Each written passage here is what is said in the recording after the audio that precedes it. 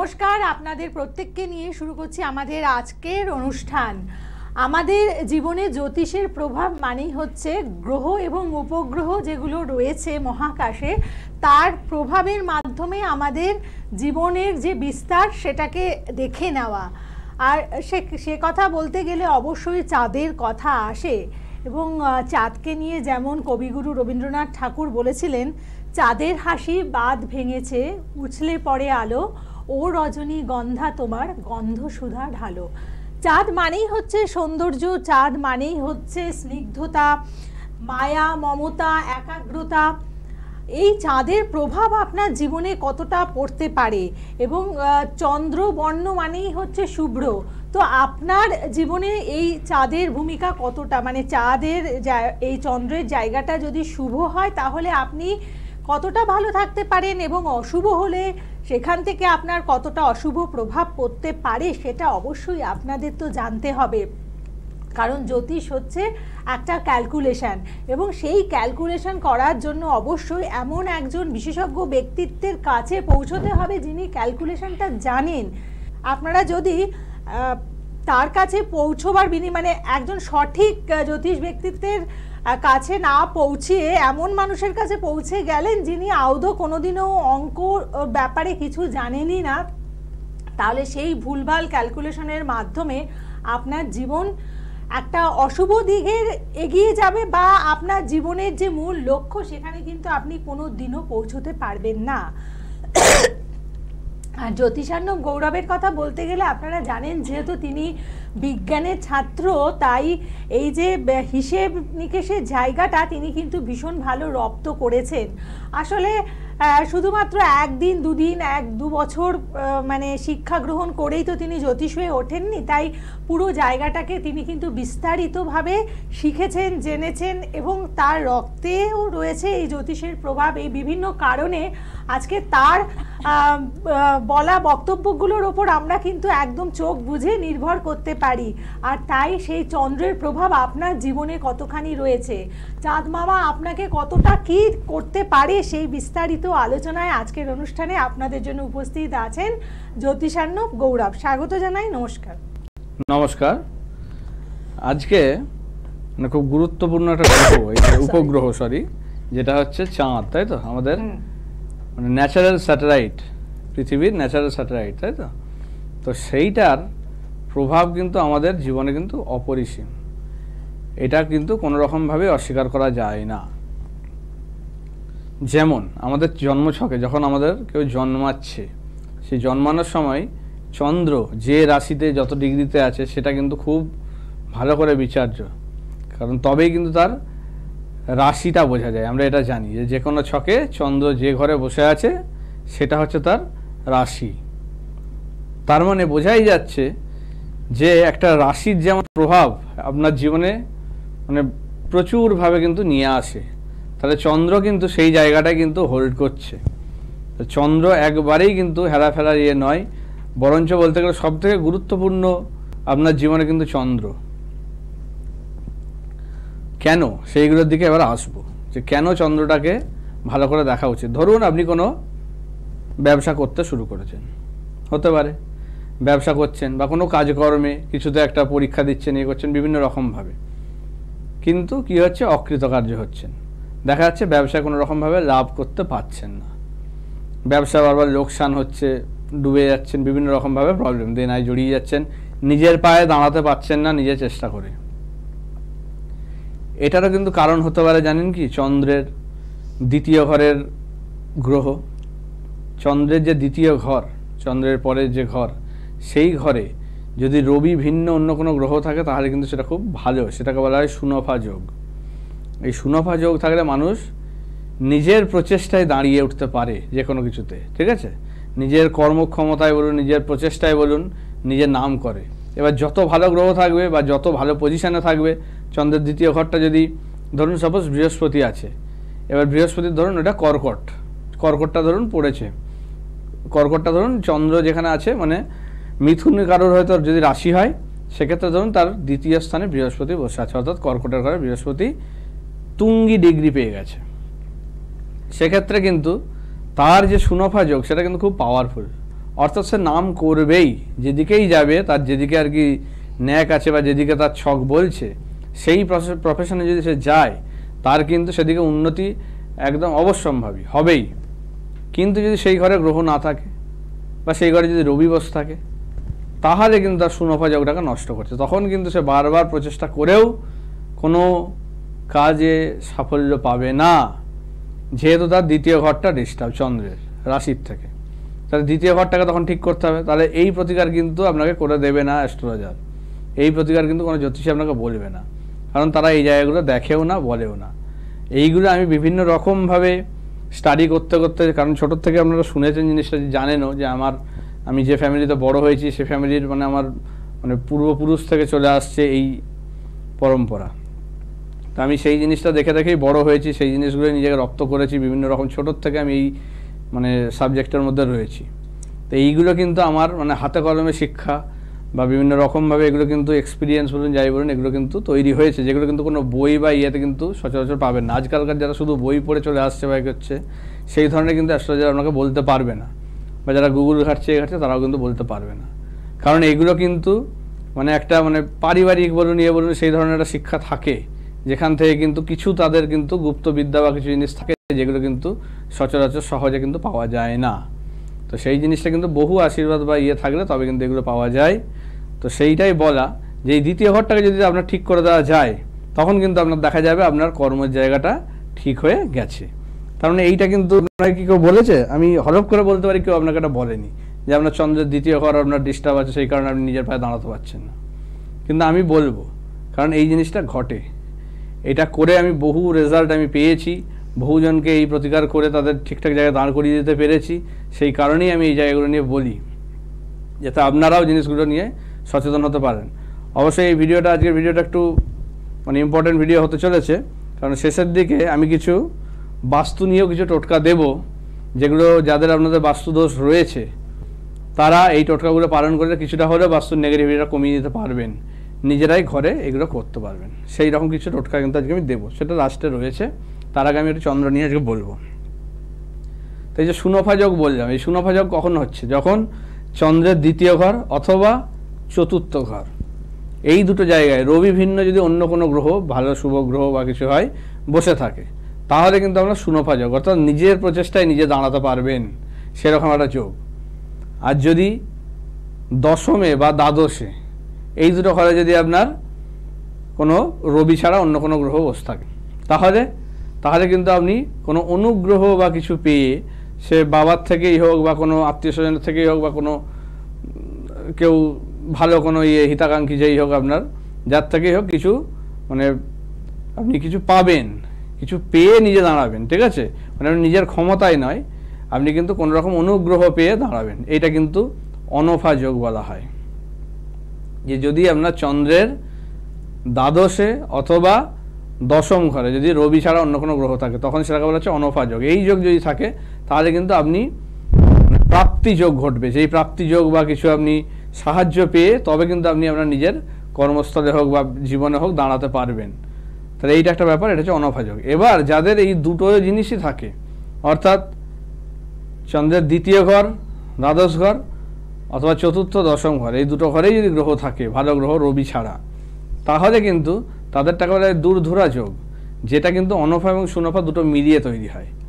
যেটার ক্ষেত্রে মানুষ নিজের প্রচেষ্টাতেও নাম করে, সঙ্গে তার কিন্তু অনেক সাপোর্টও পায় মানুষজনের থেকে, বন্ধুবান্ধব থেকে, অনেক কিছু থেকে। তার কিন্তু ফ্রেন্ড সার্কেল বলুন বা আশেপাশের যে লোকজন, তারা কিন্তু খুব ভালো হয় তার জন্য। সেই জিনিসটা কিন্তু নিয়ে আসে দূরধুরা যোগে। আর চন্দ্রের যদি দেখুন, চন্দ্র যে শুধু মনের কারক তা নয়, মন তো দেখে অবশ্যই। আপনার ধরুন মেন্টালিটি ডিস্টার্ব হয়ে আছে, হতাশায় ভুগছেন, আপনি মনস্থির করতে পারছেন না, আপনার সন্তান ধরুন পড়াশোনায় ঠিকমতো করতে পারছেন না, অবাধ্য, দুর্বল মনের দিক থেকে বিভিন্ন রকমভাবে ভেঙে পড়ছে হচ্ছে, তখন কিন্তু বুঝতে হবে তার চন্দ্রের জায়গাটা তো ডিস্টার্ব আছেই, সেটা তো একটা বটেই। এবার চন্দ্র ডিস্টার্ব সেটা দেখতে গেলে ফার্স্ট আপনাকে দেখতে হবে কোন তিথিতে জন্ম, তার জন্ম তিথিটা খুব দরকার। তার মানে কি, চন্দ্র বোঝাই যাচ্ছে যে চন্দ্র কিন্তু একটা ইম্পর্টেন্ট রোল প্লে করছে আপনার জীবনে। চন্দ্র যেখানে বসে সেটা আপনার রাশি, চন্দ্রের যে কলাতে আপনার জন্মটা হচ্ছে সেইটা হচ্ছে তার তিথি, জন্মতিথি। তো তো সেই জন্মতিথির একটা বিরাট গুরুত্ব। জন্মতিথির মধ্যে বিচার করতে হবে যে আপনার শুক্লপক্ষের সপ্তমী থেকে কৃষ্ণপক্ষের সপ্তমীর মধ্যে জন্ম, নাই কৃষ্ণপক্ষের সপ্তমী থেকে শুক্লপক্ষের অষ্টমীর মধ্যে জন্ম, সেটা দেখতে হবে। যদি সেটা হয় তাহলে আপনার যদি কৃষ্ণপক্ষের অষ্টমী থেকে শুক্লপক্ষের সপ্তমী হয় সেটা কিন্তু ক্ষীণ চন্দ্র, তখন কিন্তু চন্দ্র দুর্বল, এমনিই তার শখে কিন্তু চন্দ্র দুর্বল, সেক্ষেত্রে কিন্তু তার মাইন্ডের জায়গায় এমনি ডিস্টার্ব হবে। বা চন্দ্রের যে সমস্ত কারকগুলো, চন্দ্র আপনাকে ভালো জায়গায় দাঁড় করানো বলুন, মনের দিক থেকে বলুন, ব্যবসার জায়গা বলুন, মায়ের জায়গা বলুন, মায়ের সঙ্গে সন্তানের সম্পর্ক, বাবা মার সঙ্গে যে সম্পর্ক, সেগুলো কিন্তু চন্দ্র দেখে। চন্দ্র ডিস্টার্ব থাকলে কিন্তু তার মায়ের সঙ্গে সম্পর্ক, মায়ের জায়গা, ধরুন চন্দ্র কেতু বসে আছে আপনার ঘরে, তখন কিন্তু আপনার মাকে কিন্তু ভোগাবেই, রোগ ভোগ ইয়ে কিন্তু আসবেই। চন্দ্রের সঙ্গে ধরুন শনি বসে আছে, কি হবে? বিষ যোগ, শনি চন্দ্র, সেক্ষেত্রে আপনার সন্ন্যাসী হয়ে যাওয়ার মতো যোগ, বা আধ্যাত্মিক লাইনের দিকে আপনার ঝোঁক, আপনার মানসিক মানে ডিস্টারবেন্স, অর্থাৎ ঘর সংসার না করতে পারা, সেরকম যোগ, মনে হয় বাড়ি থেকে বেরিয়ে যায়, সুইসাইড করার মতো টেন্ডেন্সি, এরকম নিয়ে চলে আসতে পারে শনি চন্দ্র। এটাকে বিষ যোগ বা নষ্ট চন্দ্র বলা হয়। রাহু চন্দ্র থাকলেও জানেন গ্রহণ দোষ, সেক্ষেত্রে মেন্টালি খুব ডিস্টার্ব থাকবেন, কোনো কিছুতে ফোকাস করতে পারবেন না, মানসিকভাবে মানে হ্যাপাজার একটা অবস্থা থাকবে, ডাইভার্ট হয়ে যাবে মাইন্ড। এইরকম জিনিসগুলো কিন্তু তৈরি করে চন্দ্রের সঙ্গে যদি রাহু থাকে। চন্দ্রের সঙ্গে কেতু থাকলেও এই একই রকমই প্রবলেম, বিশেষ করে মাকে কিন্তু নিয়ে চিন্তা থাকে, মায়ের ভোগান্তি কিন্তু বাড়িয়ে দেয় অনেকটাই। এবার চন্দ্র তাহলে অনেকগুলো জায়গা কিন্তু দেখছে, তাহলে সেটা ভুললে কিন্তু হবে না। চন্দ্র লিকুইডের জায়গা, আপনার ব্লাড রিলেটেড কোনো রোগ, সেগুলো কিন্তু চন্দ্র দেখে। নার্ভ, সেন্ট্রাল নার্ভ যেটা, সেটাও কিন্তু চন্দ্রের হাতে। তো চন্দ্র যদি ডিস্টার্ব হয় আপনার কিন্তু সেন্ট্রাল নার্ভের কিন্তু প্রবলেম, অর্থাৎ নার্ভের যে সমস্যা, নার্ভের জন্য ব্যথা যন্ত্রণা হতে পারে, ব্রেনের কোনো ডিস্টার্ব হতে পারে, বিভিন্ন রকম নার্ভাল যে সিস্টেমগুলো ব্রেকডাউন হয়, তো সেগুলো কিন্তু চন্দ্রের কারণে করতে পারে। কারণ জ্বর থেকে বিপদ তখনও কিন্তু চন্দ্রের জন্য হতে পারে। তাহলে এগুলো কিন্তু দেখতে হবে যে চন্দ্রটা কেমন জায়গায় আছে। যদি ভালো থাকে তো অবশ্যই ভালো, তাহলে এই যোগগুলো যেগুলো বললাম এগুলো বটে। চন্দ্রের যদি দুটো ঘর, অর্থাৎ দ্বাদশ আর দ্বিতীয়, অথবা চতুর্থ এবং দশম, ধরুন দ্বাদশ দ্বিতীয় এই দুটো ঘর যদি ফাঁকা, কোনো গ্রহই নেই, অথবা চতুর্থ এবং দশম এই দুটো ঘরেও কোনো গ্রহ নেই, তখন কি তৈরি হচ্ছে? তখন কিন্তু কেমদ্রম যোগ তৈরি হয়, যেটা কিন্তু আপনার মানে আর্থিক জায়গা একদম ভেঙে দিতে পারে। আর্থিক জায়গাটাকে ভেঙে দিতে পারে কেন? ভেঙে দেয়, একদম মানে শেষ করে দেয় আর্থিক জায়গাটা। আপনি টাকা ইনকাম করলেও রাখতে পারবেন না, টাকা জলের মতো বেরিয়ে যাবে, বা ইনকামের জায়গাটাই বন্ধ করে দেয়, এরকম কিন্তু করে কেমদ্রম যোগ। অর্থাৎ দারিদ্রতা এই জিনিসটা কিন্তু নিয়ে চলে আসে আমাদের চন্দ্রের যে কেমদ্রম যোগ। তার মানে চন্দ্র কিন্তু মানে খুব ভাইটাল একটা জায়গা। আপনার ছকে যদি দেখতে হয়, চন্দ্রকে যদি ঠিকমতো করে প্রতিকার না করা যায়, আপনার কোনো দিকেই কিন্তু ঠিকমতো হবে। ধরুন আপনার কোনো প্রাপ্তিযোগ আছে, ধরুন বাবার সম্পত্তি, মায়ের সম্পত্তি যাই হোক আছে, যেগুলো ধরুন ভাই বোনদের মধ্যে ডিস্টার্ব হচ্ছে, বা আপনার জেঠু বা কাকাদের মধ্যে ধরুন কোনো আপনার সম্পত্তি ইয়ে হচ্ছে, যেগুলো পাচ্ছেন না, বহুদিন ধরে ঝামেলা হচ্ছে, তখনও কিন্তু বুঝতে হবে আপনার চন্দ্রের দ্বাদশ ঘর অথবা দশম ঘরটা কিন্তু ডিস্টার্ব। যদি সেটা থাকে তাহলে কিন্তু আপনার মানে ওই প্রাপ্তিযোগটাকে কিন্তু থামিয়ে দেবে, প্রাপ্তিযোগ হতে দেবে না। এই জিনিসগুলো কিন্তু খুব মানে প্রবলেম করে দেয় চন্দ্র। তো চন্দ্র খুব ভালোভাবে জিনিসটাকে দেখতে হবে। তাহলে ক্ষীণ চন্দ্র অক্ষীণ চন্দ্র বুঝতে হবে, তার সঙ্গে কিন্তু সুনফা যোগ, অনফা যোগ বা দূরধরা যোগ কোনটা রয়েছে সেটা দেখতে হবে, কেমদ্রম যোগ আছে নাকি দেখতে হবে। যদি থাকে এগুলো কিন্তু অবশ্যই প্রতিকার করাটা দরকার, না হলে কিন্তু আপনি লাইফে কোনো কিছুভাবে ঠিক মতো করে পাবেন না বা দাঁড়াতে পারবেন না। এই জায়গাগুলো কিন্তু খুব ডিস্টার্ব করে দেয়, ঠিক আছে? একদম। তাহলে সমস্যা অবশ্যই আসবে, কারণ সমস্যাবিহীন তো জীবন হয় না, কিন্তু সেই সমস্যাগুলোকে অতিক্রম করতে হলে আপনাকে কিছু বিশেষ পন্থা অবলম্বন করতে হবে, এবং সেই বিশেষ পন্থাগুলো জানার জন্য অবশ্যই সময় মতো পৌঁছে যেতে হবে জ্যোতিষার্ণব গৌরবের কাছে। একদম ধরে ধরে ক্যালকুলেশন করে আপনাকে সমস্ত বিস্তারিতভাবে জানিয়ে দেবেন, এবং আপনি একটা গঠনমূলক মানে একটা সুপরিচালিত জীবনের সাথে আপনার জীবন কাটাতে পারবেন। শুধু জানার জন্য আসবেন না, বারবার বলি যে আমি ভালো বলছি, ভালো বলছেন গৌরব, এর কাছে যাই, এইরকম জানার জন্য কিন্তু আসবেন না। যদি সত্যিকারের সমস্যা থাকে, সব জায়গায় দেখিয়েছেন, দেখেও সমস্যার সমাধান হচ্ছে না, সেটা কাটাতে চান, তবেই যোগাযোগ করুন। শুধু জানার জন্য কিন্তু আসবেন না, আমি তাদেরকে এন্টারটেন করি না, আমি সেরকম ইয়ে দেখি না, সেটা আপনি বিভিন্ন জায়গায় পেয়ে যাবেন ওরকম জানার জন্য। আমি সেইভাবে কাজ করি না। আপনারা যদি সমস্যা থাকে পার্টিকুলার সমস্যাটা নিয়ে আসবেন, এসে দেখাবেন, ঠিক আছে? এবং তাই যারা যারা আসলেন তারা কি বলছেন, তাদের বক্তব্যগুলো অবশ্যই গুরুত্বপূর্ণ, এবং আমরা এই মুহূর্তে তাদের বক্তব্যে চলে যাব। তোমার নাম বলো। রিঙ্কি দাস। আচ্ছা, তুমি কি করো এখন?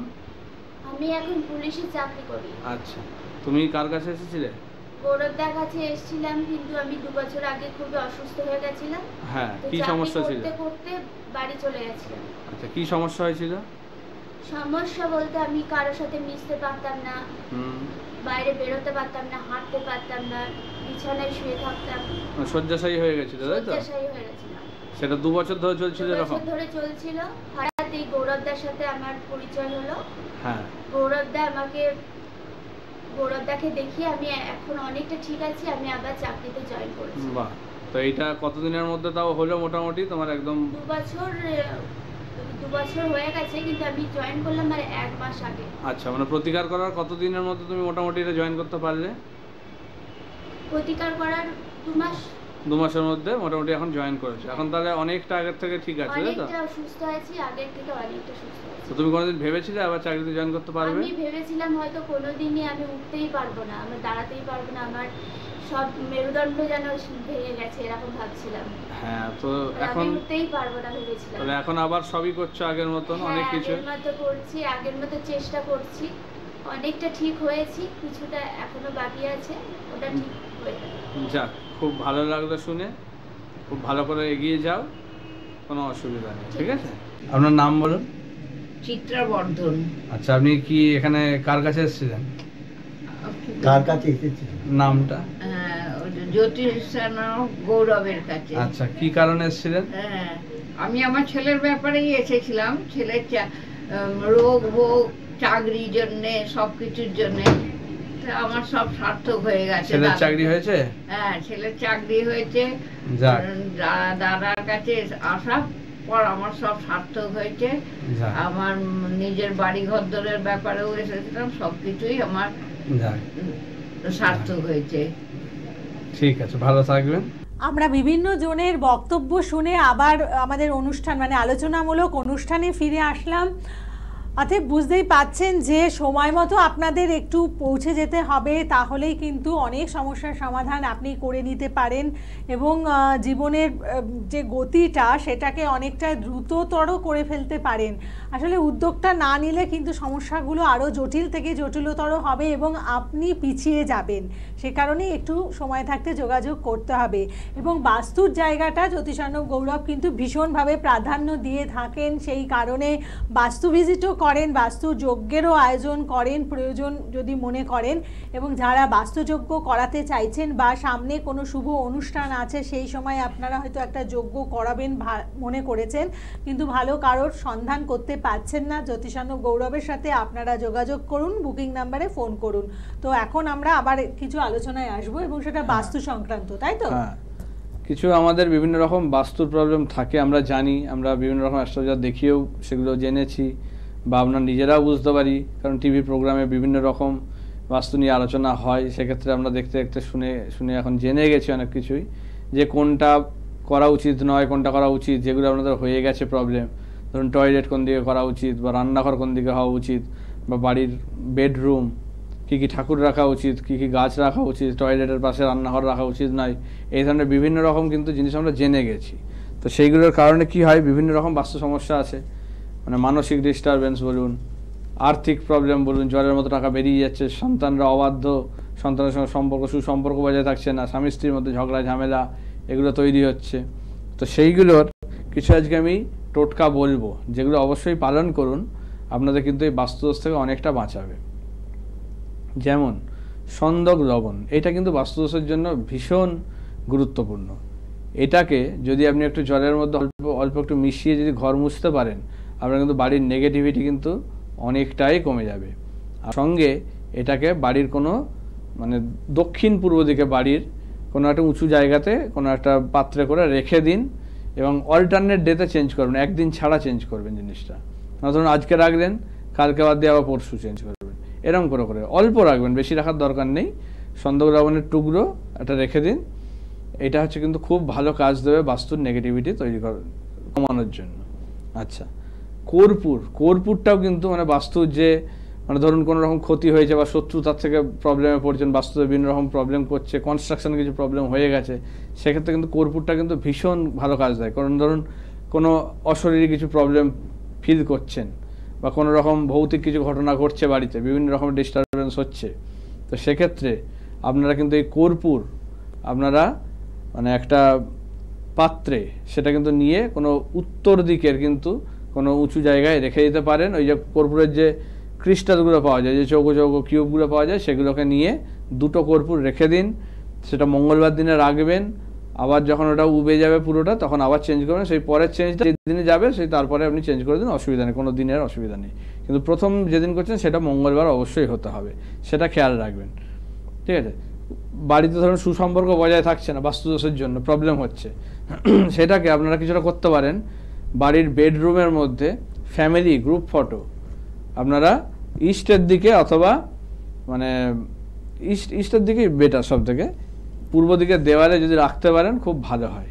সেটা কিন্তু আপনাদের মানে সুসম্পর্ক অনেকটা কিন্তু মানে বজায় রাখবে, এবং সম্পর্ক নষ্ট হয়ে গেলে সেটাকে অনেকটা ফিরিয়ে আনতে চেষ্টা করবে, সাহায্য করবে। এই জিনিসটা করতে পারেন।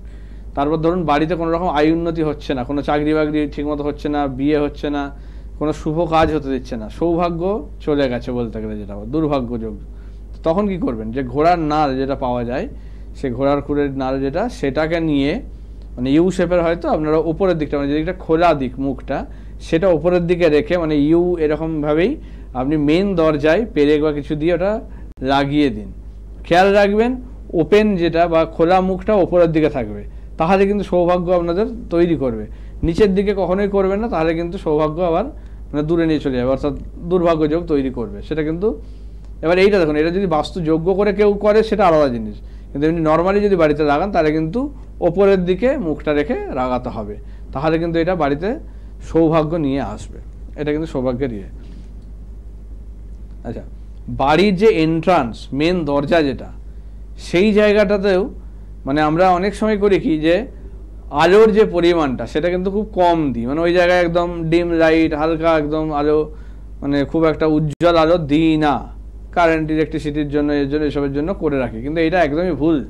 এই জিনিসটা করবেন না। বাড়ির যে মেন দরজা সেই দিক দিয়ে কিন্তু সমস্ত কিছু আমাদের মানে পজিটিভ ইয়ে কিন্তু এন্টার করে, সেই দিক দিয়ে প্রবেশ করে।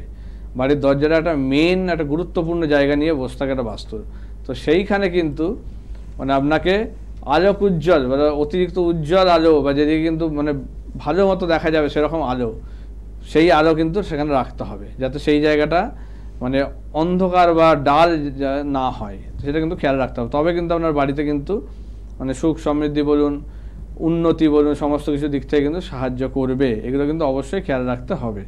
আচ্ছা, এবার আমি বলি কিছু, যে এই যে নজর কাটানোর বা ইয়ে করার জন্য অনেকের ইয়ে থাকেন না, যে নজর লেগে যাচ্ছে বা কোনো রকম দৃষ্টি বা কিছু লেগে যায়, অনেকের প্রবলেম হয়। তো সেক্ষেত্রে আপনারা যেটা করেন, ওই যে কাজলের টিক বা ইয়ে দেন না বাচ্চাদের, সেটা কিন্তু অবশ্যই একটু গরম করে মানে মাথার যে সাইডে একটা দিচ্ছেন সেটা তো বটেই, সঙ্গে হাতে আর পায়ের তলাতেও কিন্তু একটা করে ইয়ে দেবেন, সেটা 3 বার করে ছোঁয়াবেন, ঠিক আছে? এই জিনিসটা কিন্তু অবশ্যই খেয়াল রাখবেন। আর একটা যেটা করে দেখবেন, যে কালো কার যেটা বাঁ পায়ে বাঁধি, তো সেটা কিন্তু মানে ছেলেদের ক্ষেত্রে চেষ্টা করবেন মঙ্গলবারে যদি বাঁধা যায় খুব ভালো হয়, এবং সেটাতে 3টে গিঁট দেবেন। আর মেয়েদের ক্ষেত্রে শনিবারে বাঁধবেন, সেটাতে 7টা গিঁট দিয়ে বাঁধবেন। অবশ্যই কিন্তু আপনাদের নজরের দিক থেকে কিন্তু আপনাদের প্রোটেকশান দেবে, যাদের নজর লেগে যায়।